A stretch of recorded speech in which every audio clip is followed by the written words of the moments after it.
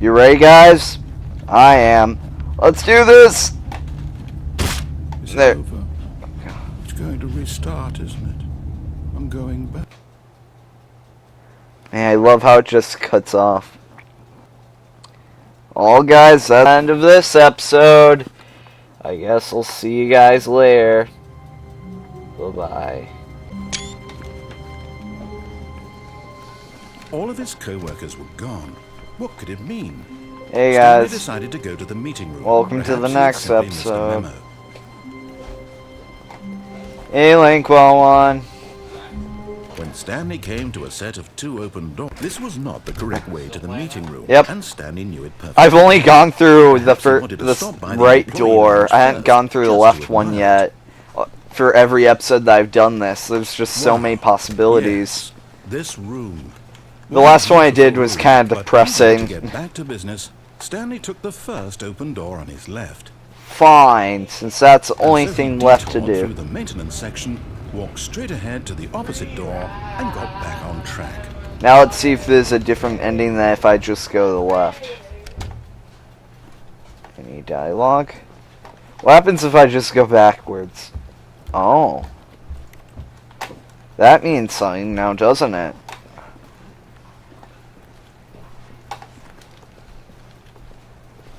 Yet there was not a single person here either.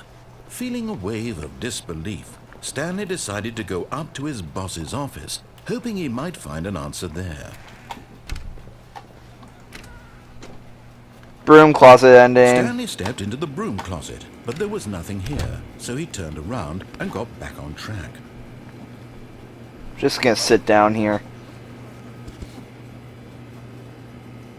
There was nothing here. No choice to make, no path to follow, just an empty broom closet. No reason to still be here.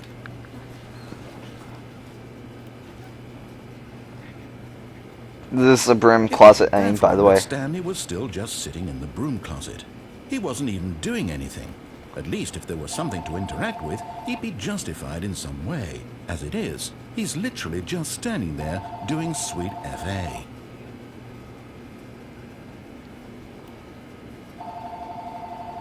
Are you really still in the broom closet? Standing around doing nothing? Why?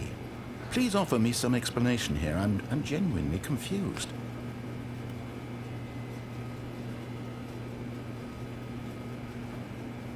You do realize there's no choice or anything in here, right? If I'd said Stanley walked past the broom closet, at least you would have had a reason for exploring it to find out.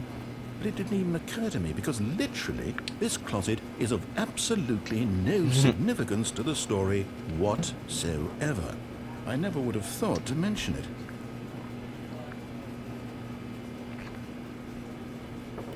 Maybe to you this is somehow its own branching path. It is. Maybe when you go about this with your friend, you'll say, "Oh, did you get the broom closet ending? The broom closet ending was my favorite." It actually I is. hope your friends find this concerning. They don't, or at least I don't think they do.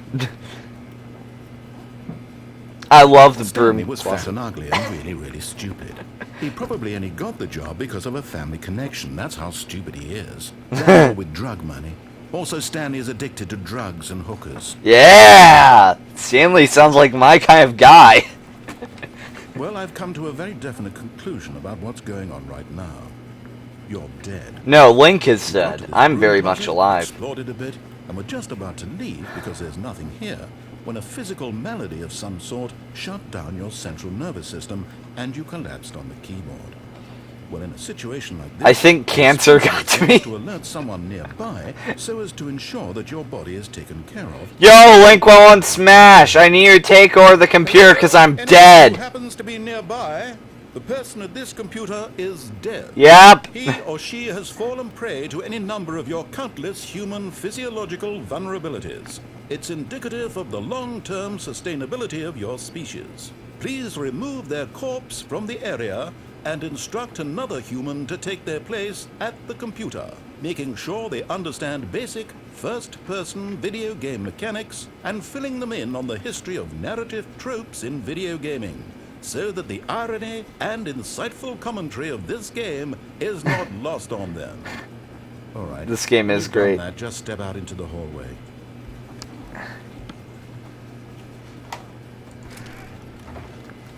Ah, second player. It's good to have you on board. I guarantee you can't do any worse than the person who came before you. You too?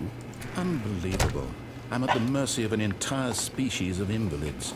Perhaps there's a monkey nearby you can hand the controls to. A fish? Fungus? Look, you can hammer out the details. I'm not particularly picky. I'll just be waiting for when you're ready to pick up the story again.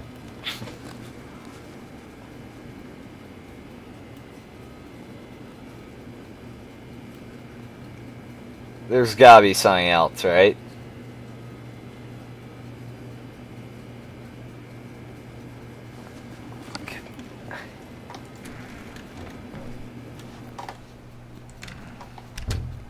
Was that it?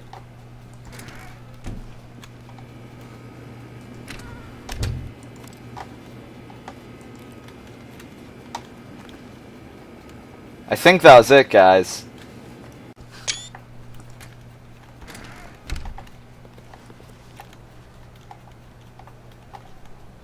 Hey guys, you ready to have a mental breakdown? I know I am. Coming to a staircase, Stanley walked upstairs to his boss's office. I'm ready to have a mental breakdown. I don't know about you guys. This was one of the endings that really confused me when I first saw it. But Stanley just couldn't do it. He considered the possibility of facing his boss. Admitting he had left his post during work hours, he might be fired for that. And in such a competitive economy, why had he taken that risk?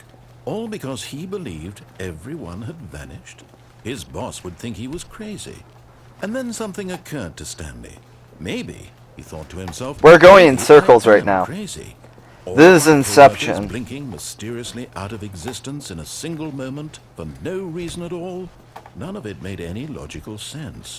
And as Stanley pondered this, he began to make other strange observations.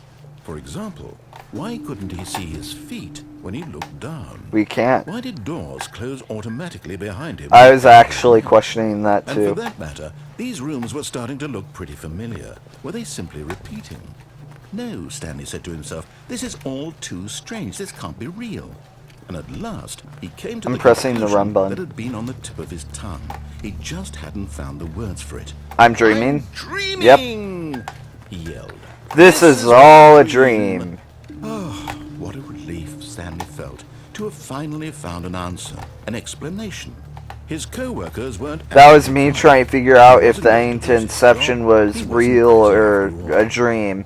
It's real, by the way. Spoiler alert. Look at Mr. Cobb's ring throughout the movie. Real-life job pushing buttons. I may as well enjoy this while I'm still lucid. Yes! So, he imagined himself Fly. flying and began to gently float above the ground. Oh my He imagined gosh. himself soaring through space on a magical starfield, and it too. This is great. It was so much fun, and Stanley marveled that he had still not woken up. How was he remaining so lucid? And then perhaps the strangest question of them all entered Stanley's head. One he was amazed he hadn't asked himself sooner. What was this voice? Why is there a voice in my head dictating everything that I'm doing and thinking? Now the voice was describing itself being considered by Stanley, who found it particularly strange. I'm dreaming about Because I'm a mental patient in a hospital. Thinking about how it's describing my thoughts, he thought. And while he thought it all very odd, and wondered if this voice spoke to all people in their dreams, the truth was that, of course, this was not a dream. How could it be? How Was could it not Stanley be? simply deceiving himself? Believing that if he's asleep, he doesn't have to take responsibility for himself? So this is just all Stanley is as hallucination awake then. right now as he's ever been in his life. Now, hearing the voice speak these words was quite a shock to Stanley. After all, he knew for certain, beyond a doubt, that this was in fact a dream. Did the voice not see him float and make the magical stars just a moment ago? How else would the voice explain all that? This voice was a part of himself too, surely. I love how things are getting really psychological. He would prove it. He would prove that he was in control, that this was a dream. Yeah, that sounds like So a he good closed plan to his me. eyes gently and he invited himself to wake up. He felt the cool weight of the blanket on his skin, the press. I can already imagine this stuff. The fresh air of a world outside this one. Let me wake up, he thought to himself. I'm through with this dream. I wish it to be over. Let me go back to my job. Let me continue pushing the buttons. Please, it's all I want. I want my apartment, and my wife, and my job. All I want is my life exactly the way it's always been. Just a warning to those who are watching, things are about to get a little disturbing, loud, Everything will and be fine. different, let's just say, without spoiling anything. Okay. You are okay, except you're not.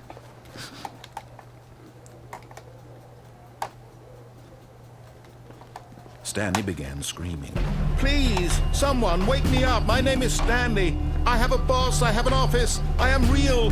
Please, just someone tell me I am real. I must be real. Who am I? And everything went black. Boom!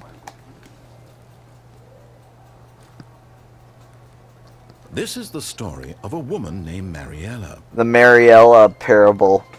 Mariella woke up on a day like any other. She arose, got dressed, gathered her belongings, and walked to her place of work. But on this particular day, her walk was interrupted by the body of a man who had stumbled through town talking and screaming to himself, and then collapsed dead on the sidewalk. And although she would soon turn to go call for an ambulance, for just a few brief moments, she considered the strange man. He was obviously crazy. This much she knew. Everyone knows what crazy people look like. And in that moment, she thought to herself how lucky she was to be normal. I am sane. I am in control of my mind. I know what is real and what isn't. It was comforting to think this, and in a certain way, seeing this man made her feel better. But then she remembered the meeting she had scheduled for that day. The very important people whose impressions of her would affect her career, and by extension, the rest of her life. She had no time for this, so it was only a moment that she stood there, staring down at the body. And then she turned and ran. She forgot to call the ambulance that she would soon call. There you go, guys. The crazy ending. Well then. That was quite entertaining.